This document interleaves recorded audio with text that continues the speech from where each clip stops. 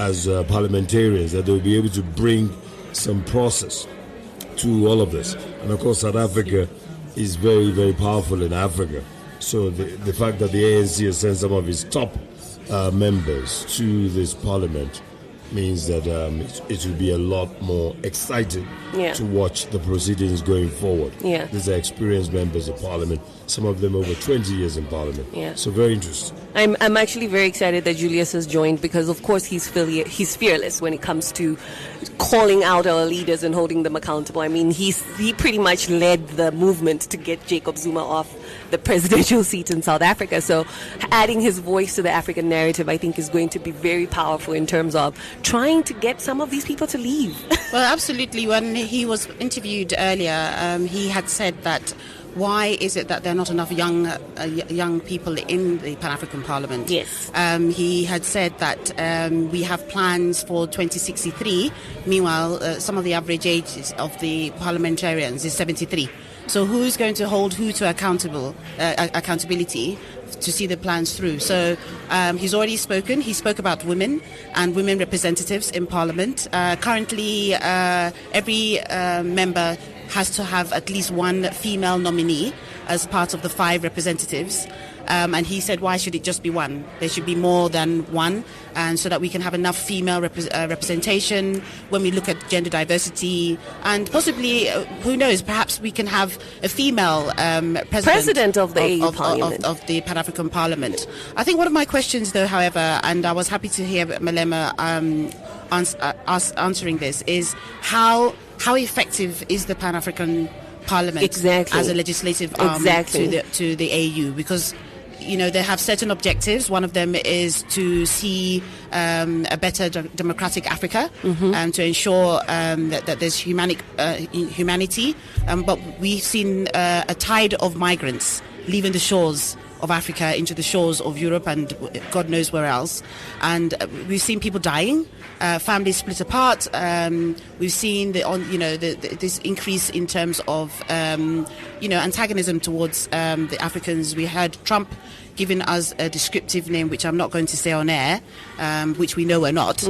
But you see what I'm saying? So I'm saying I don't know where the voice is. I don't hear them speaking. That is actually a very important question, because even as we were talking about coming to broadcast here, the first question I asked is, the AU has so many arms and committees, and what else do they need in order for them to become effective? I mean, the AU has been around for over 60 years. Yes. And yet we don't feel their impact, especially us young people, and we make up the majority of the population. Absolutely. So why an AU Parliament when all the other arms and committees of the AU have failed to do anything of impact in the last years? Yes, I think also I feel your pains. I think what I've found, though, from my own just my interaction with the members here, I think some of them are very experienced. The lady that you interviewed earlier, who was the former vice president of this parliament, and she's I believe she's the deputy head of the party in Namibia. Then we met the leader of the opposition in Namibia.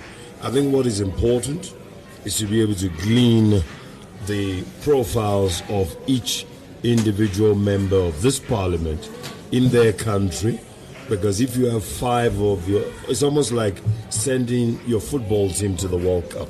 You're going to want to send your best, isn't it, to the World Cup.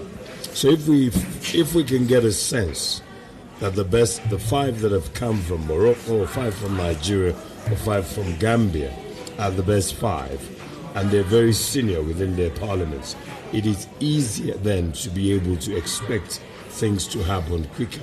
But if it's not the top 5 that they've sent here, then their work might be difficult, because obviously for you to be able to get any member state voting along a particular line in the country, they will have to do it on the basis of majority, 2/3, which is sometimes cumbersome to get. But if you know, for example, like the South African contingent, they're quite strong. Know that they're very strong. They're very strong in their own national parliaments, okay, and their parties. So if that is reflective, if it cuts across, then we expect this 6th parliament, or this 6th intervention of this parliament, we expect more from them. But what I can also say is, I know that the presidency, and they're going to elect officials. So there are going to be 4 vice presidents and one president, and of course there's a clerk. Whoever becomes the president of this parliament, I was asking Hussein Ndlozi whether they're going to put up Julius Malema to run for the presidency. Now, what a pleasure it would be. That would be amazing. If we can see Julius Malema become president of the party, at least we know there will be lots of fireworks. Yeah, at least we know that there'll be things moving, happening. I think one of the other gaps is that these kinds of organizations, and this goes right down from the AU right down to governments in individual countries in Africa. There is no bridge between the youth and the government. There is no bridge between the youth and the AU. I feel like there's just this gap, and they're so out of touch with what we are really currently going through and the things that we actually need. I always talk about how I attended the AU summit in Johannesburg a couple of years ago, and I couldn't understand how the topics were still centered around war and famine. And I'm saying, yes, those things are still very important, but they can't be at the top of the agenda for the AU.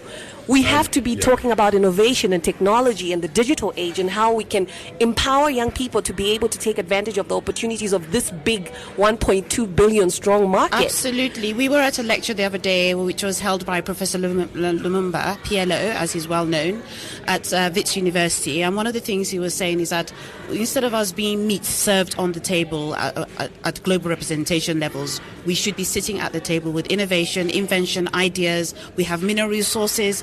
So many of our countries are so rich with so many things. It's like you really want to wake up somebody, or it's like, how do I get in? It's like, how do I even get into the Pan-African Parliament? What is it means? Yeah. Is it written anywhere? How do I get my voice heard? How do I get my voice heard? What is interesting is that you don't see. I would have thought that on a day like this there would have been at least a bus load of school kids in the Midrand area to see what's would happening. Have come to see the swearing of people like Julius Especially because it's being held in South Africa, a country that really needs to get in touch with the African conversation. Yeah. And maybe what we should do is, invite the communications team to come and tell us that maybe perhaps they've got kids lined up.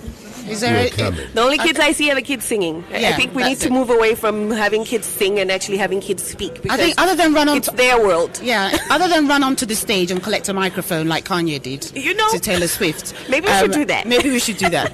But I'm going to let you finish, Mr. President. But I think also, what I've realized is that it is always easier to expect things to happen. I think these bodies, the fact that they're even set up and they're so easy to get to, it's on the how train route, means that each individual has to show interest, because you know what they say, equity helps the vigilant. When I was about 10 years old, I knew all the African heads of states from Dahomey then to Mauritania. And these days, I don't know if they teach kids all those things about African heads of states, capitals of countries. No, in South Africa they don't even, their curriculum doesn't even cover Africa. Days and so on. Yeah. So that is critical for our schools. Yeah. So we're still here, and there's only an hour left of the official session. So we're going to run back in and broadcast live. I'm not sure who's speaking at the moment, but one of the key things that has happened today is that Morocco has finally joined the African Union Parliament. Oh yeah, so they're going to be part of that conversation as well. So let's tune back into the live proceedings, and then after that session, hopefully we can get some of them to come and speak to us, and then we can ask them really, what is your purpose? What impact can we expect? Because if we don't have... we must also talk to the fact that this parliament is being inaugurated when the AU is 55. Yeah. So in a few weeks' time, the AU will be 55. Yeah. And there are 255 members in this parliament. Fantastic. So let's get back into the live sessions, and we'll be back later on. Hashtag Africa Now. Hashtag Africa Now.